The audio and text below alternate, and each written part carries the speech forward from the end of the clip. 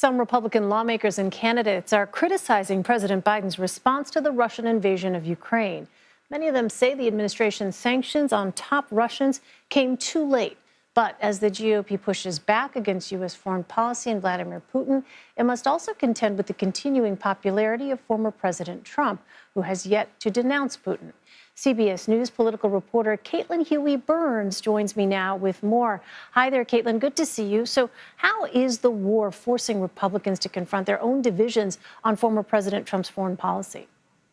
You know, Elaine, it's been really interesting because we've seen a little bit of a shift over the past couple of weeks. Remember about a month ago when former President Trump was making those comments about Putin, calling him savvy and smart?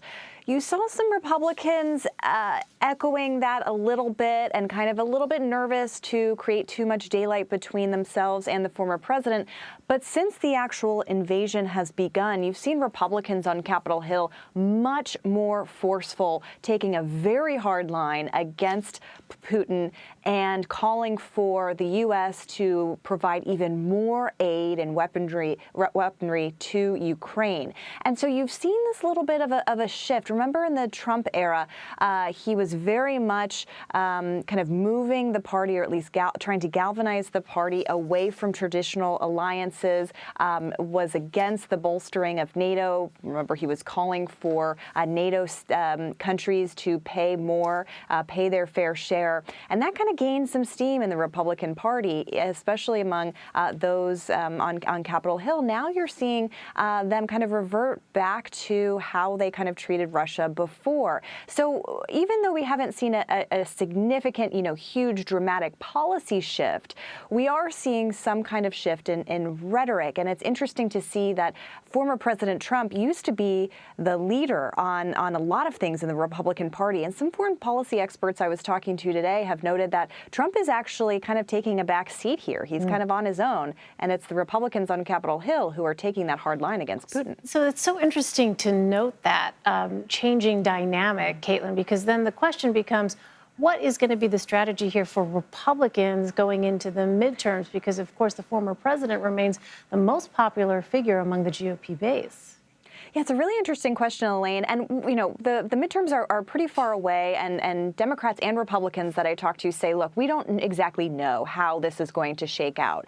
But Republicans right now are trying to figure out how to message here, and they're in a little bit of a bind in some respects, because on one hand, you want to be able to show a united front when you're trying to support a foreign ally, right? You don't want to be exposing American divisions when a democracy around the world is at stake.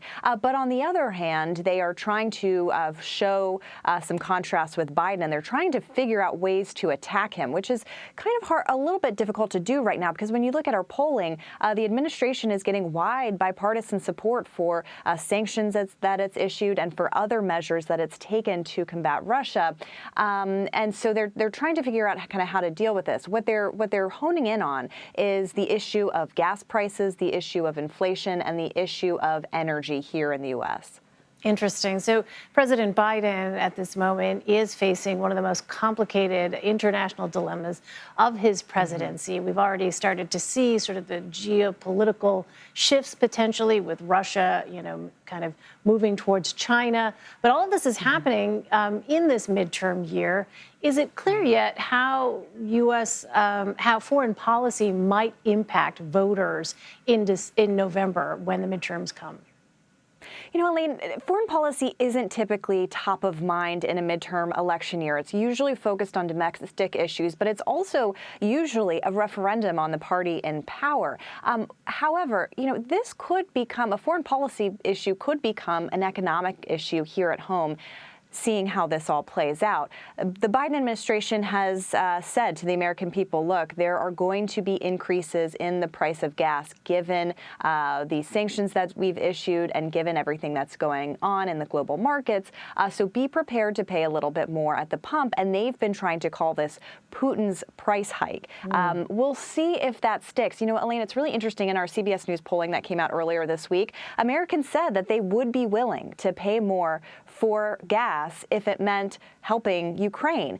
But we'll see how long that lasts. That is the big question heading into this midterm. The president's numbers have ticked up a little bit in our poll, but there are still Americans who are watching this coverage, wanting to know what more they can do and what more the U.S. can do, and that's been apparent. They want the administration to do even more than they're already doing. Right, but as you note, November feels very far away, and who knows what may happen between now and then. So President Biden, meantime, is going to speak with Chinese President Xi Jinping Friday. Caitlin, what's expected from that call? Well, Russia will be the topic of conversation for that call. Earlier this week, National Security Advisor Jake Sullivan met with his counterpart from China. They met in Italy for a nearly 7-hour meeting, it was reported. And their message is to say, look, if you are helping Russia either through direct support or helping to kind of ease the sanctions that have been imposed by the U.S. and European allies, trying to give them some sort of off-ramp, there will be consequences. So that is going to be the message that Biden is expected to deliver in this phone call tomorrow, that there will be consequences, there will be a cost imposed by the United States if China is helpful to Russia. Yeah, and given the trade relationship, we'll see how much actual weight those words carry. Right. Caitlin Huey